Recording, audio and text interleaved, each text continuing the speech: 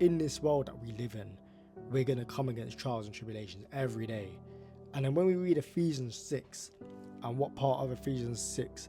It's Ephesians 6:12. It says, "For we do not wrestle against flesh and blood, but against the rulers, against the authorities, against the cosmic powers over this present darkness, against the spiritual forces of evil in the heavenly places." That tells me in this world that we are up against this prince of this world, this ruler of this world, this ruler of darkness, in this present darkness that we're living in this world. Every single day we wake up, we're fighting against the enemy. We're fighting a good fight. Do you know how mad that is and how daunting that can be, that we're just walking and we're in this battle? But then when you read Luke 10:19, Jesus tells you, "Behold, I have given you authority to tread over serpents and scorpions. I've given you authority over all power of the enemy.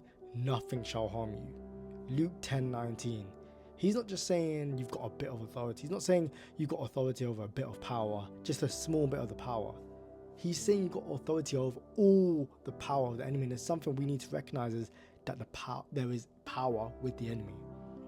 That we can't just look at the enemy like there's nothing, because they have power. We need to acknowledge that. But what we need to acknowledge even more is the authority that Christ has given us to overcome, to tread over those serpents and scorpions.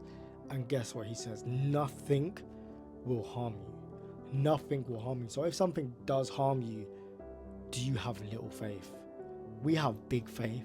We walk with great authority, and we will not let the enemy harm us. It's so real, because we're up against this challenge every single day, and it's hard.